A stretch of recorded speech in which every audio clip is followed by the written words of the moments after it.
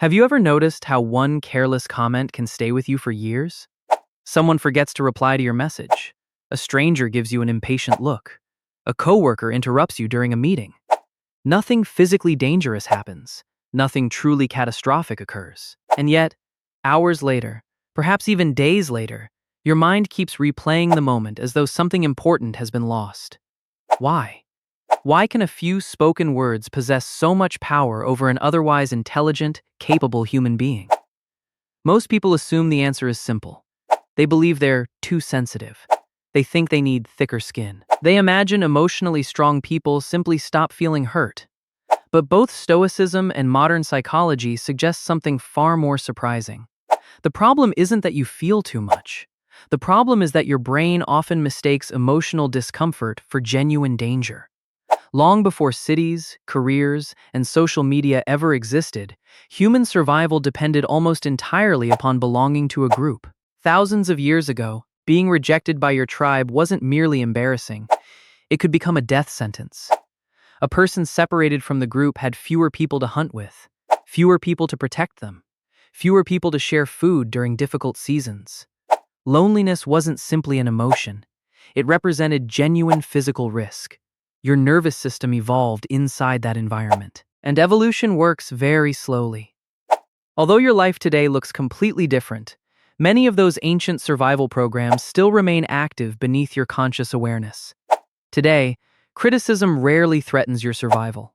An awkward conversation doesn't prevent you from finding food. A stranger's opinion doesn't determine whether you survive the winter. Yet your brain often reacts as though those ancient conditions still exist.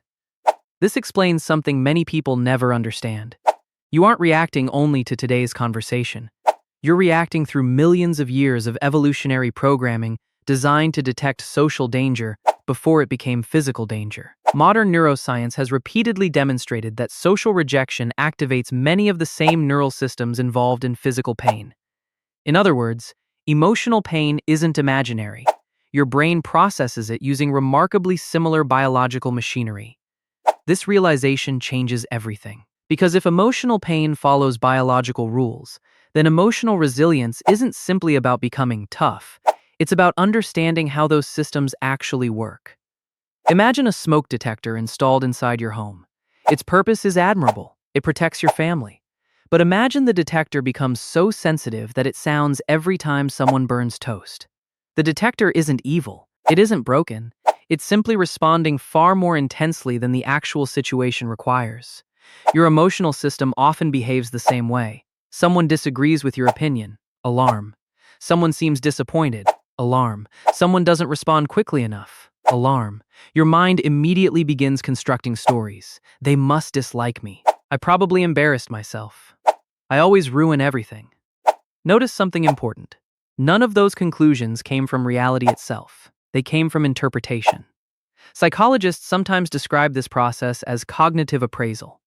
Events themselves rarely determine our emotional experience. The meaning we assign to those events does. Two people receive identical criticism. One sees an opportunity to improve.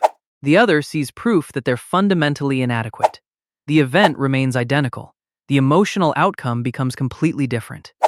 The Stoics recognized this distinction nearly 2,000 years before psychology developed formal terminology. Epictetus famously observed that people are disturbed not by events themselves, but by the judgments they make about those events. That sentence appears simple, but hidden inside it is one of the most liberating ideas ever discovered. Because if judgment creates suffering, then judgment can also reduce suffering. Think about the last time someone ignored your message. How quickly did your mind begin filling in the missing information? They're angry. They're avoiding me. I must have said something wrong. Hours later, you discover they were simply busy. Nothing external changed. Only your interpretation changed. And suddenly your emotional experience changed as well. This happens constantly. Not because you're irrational, but because the human brain dislikes uncertainty. When information is incomplete, it automatically creates stories to fill the gaps. Those stories often feel like reality. But feelings are not evidence. They are predictions. And predictions can be mistaken. Perhaps this is the first step toward becoming emotionally untouchable. Not eliminating emotion, not suppressing feeling, but learning to pause between what happened and the story your mind immediately begins telling about what happened.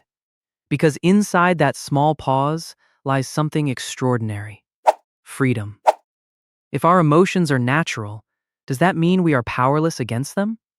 At first glance, it certainly seems that way. Anger appears before we choose it. Fear arrives without asking permission. Embarrassment floods the body in seconds. Anxiety often begins before we consciously understand what triggered it. Many people conclude that because emotions appear automatically, they must also control our behavior automatically. But that assumption contains one of the biggest psychological mistakes we make. Imagine standing beside the ocean. You cannot stop the waves from rising. You cannot order the tide to reverse. You cannot negotiate with the wind. Yet experienced sailors don't spend their lives trying to eliminate waves. They learn how to navigate them. The Stoics viewed emotions in exactly the same way. They never claimed that wise people become emotionless. Marcus Aurelius still felt frustration. Seneca still experienced grief. Epictetus still understood fear. What separated them from most people wasn't the absence of emotion. It was the absence of emotional slavery. Modern psychology reaches a remarkably similar conclusion. One of the strongest predictors of emotional well-being isn't how often unpleasant emotions appear. It's psychological flexibility. Psychological flexibility means allowing emotions to exist without automatically obeying them. Consider something surprisingly ordinary. You're driving home after a difficult day. Another driver cuts you off.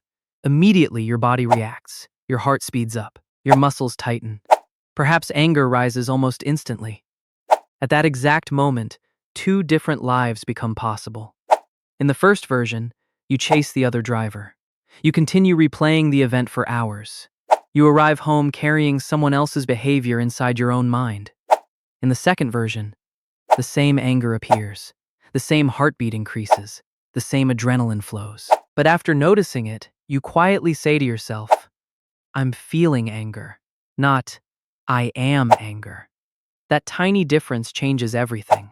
One sentence describes an experience. The other creates an identity. Psychologists sometimes call this cognitive diffusion. Instead of becoming fused with every thought and emotion, you learn to observe them.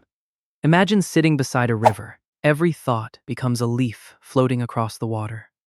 Some leaves carry pleasant memories. Others carry fear. Others carry criticism. Others carry old regrets. Notice what happens if you jump into the river to chase every leaf. You become exhausted. Now imagine simply watching them pass. The leaves continue moving, but they stop controlling where you go. Thoughts behave much the same way. You cannot stop every anxious prediction. You cannot erase every painful memory. You cannot prevent your brain from occasionally imagining worst-case scenarios. But you don't have to climb aboard every thought your mind produces. One of the greatest myths about emotional strength is the belief that confident people never doubt themselves. In reality, some of the most resilient individuals still experience uncertainty almost every day. The difference is that they no longer interpret uncertainty as a command. The anxious voice says, "What if you fail?" The emotionally resilient person answers, "Perhaps, but I'm going anyway." Fear remains. Action continues. Confidence isn't replacing fear. Confidence is refusing to wait for fear to disappear before living. The Stoics practiced this constantly. They distinguished between what belonged to them and what never truly did. Other people's reactions? Not yours. Unexpected setbacks? Not yours. The weather, the economy, public opinion, luck. None of these belong to your control. Your attention does. Your decisions do. Your character does. This distinction seems almost too simple. Yet most emotional suffering begins precisely when we confuse those categories. Someone criticizes your work. You immediately begin trying to control their opinion. Someone misunderstands your intentions. You spend days mentally rewriting conversations that already ended. Someone rejects you. You begin rewriting your entire identity around that single event. Notice the pattern. The pain grows larger each time you attempt to control something that never belonged to you. Imagine holding a handful of sand. The tighter you squeeze, the faster it slips through your fingers. Now loosen your hand. The sand remains. Acceptance often works the same way. It doesn't mean liking what happened.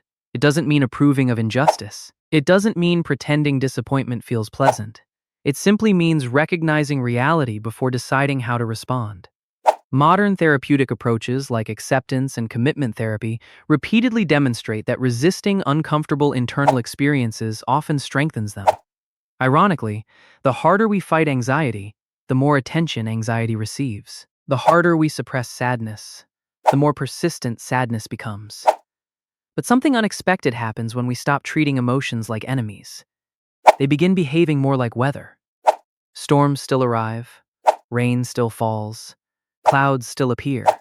Yet eventually, every storm moves on. No emotion has ever lasted forever. No feeling has ever remained permanently. Your emotional life has already proven this thousands of times. Every embarrassment eventually faded. Every heartbreak softened. Every disappointment changed shape. The emotion always believed it would last forever. Reality quietly proved otherwise. Perhaps becoming emotionally untouchable was never about building stronger walls. Perhaps it has always been about becoming someone who no longer mistakes passing weather for permanent reality. So what does it actually mean to become emotionally untouchable? It certainly doesn't mean becoming cold. It doesn't mean never feeling disappointment. It doesn't mean pretending criticism doesn't hurt. And it doesn't mean building walls so high that nobody can ever reach you. Those aren't signs of strength. They're often signs of fear wearing the disguise of strength. Real emotional resilience looks much quieter. Imagine an enormous oak tree standing through every season. Spring brings gentle rain. Summer brings powerful sunlight. Autumn strips away every leaf. Winter covers every branch with snow. The tree doesn't demand that the seasons change. It simply continues growing through all of them. This is remarkably similar to the emotional stability the Stoics described. Life will continue changing. People will praise you. People will misunderstand you. Some will support your dreams. Others will quietly hope you fail. Some relationships will last. Others will unexpectedly end. None of these events ask for your permission before arriving. The only lasting question becomes, who will you be when they do?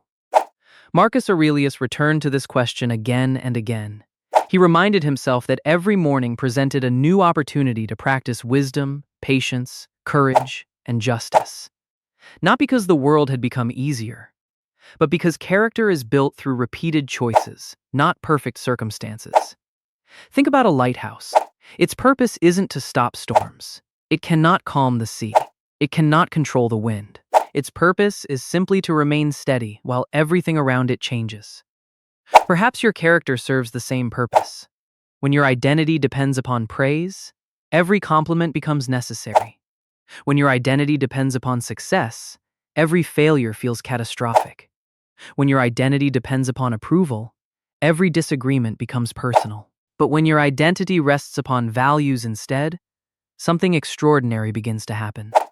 Criticism becomes information rather than a verdict. Failure becomes education rather than identity. Rejection becomes redirection rather than proof of unworthiness. The event may remain painful, but it no longer defines who you are. Modern psychology often describes this shift as moving from contingent self-worth towards secure self-worth. Contingent self-worth constantly asks, what happened today that proves I matter? Secure self-worth asks a very different question. How do I want to show up today? One question searches for permission. The other accepts responsibility. Notice how quietly liberating that becomes. You stop waiting for confidence. You begin practicing courage. You stop waiting to feel fearless. You begin acting despite uncertainty. You stop trying to convince everyone to understand you. You begin making peace with the fact that complete understanding was never possible. There will always be people who misunderstand your intentions. People who interpret your actions through the lens of their own experiences. People who criticize decisions they never fully understood. People who project their own fears onto your life. The Stoics accepted this long ago. Trying to control another person's perception is like trying to hold sunlight inside your hands. The tighter you grasp, the less you actually hold. Perhaps this explains why some of the calmest people you've ever met seem strangely difficult to offend. Not because nothing affects them, but because their identity no longer depends upon winning every argument, receiving every compliment, or avoiding every criticism. Their peace comes from somewhere much deeper, and perhaps yours can too. The next time someone disappoints you, Pause before reacting. Ask yourself, what actually happened? Then ask a second question. What story did my mind immediately create? That small pause may become one of the most important habits you ever develop. Because most emotional suffering isn't created by reality alone. It's created by the conversation we continue having with reality long after the event has ended. And conversations can change. Interpretations can change. Perspectives can change. Character can grow. Perhaps becoming emotionally untouchable was never about protecting yourself from pain. Perhaps it has always been about becoming someone who trusts themselves enough to walk through pain without losing themselves inside it. Because eventually, every storm passes, every opinion changes, every season ends. But the relationship you build with your own mind, that accompanies you everywhere. And maybe that has been the quiet secret of Stoicism all along. Not escaping life, not escaping emotion, but becoming the one thing that changing circumstances can never truly take away: your character, your choices, and your inner peace.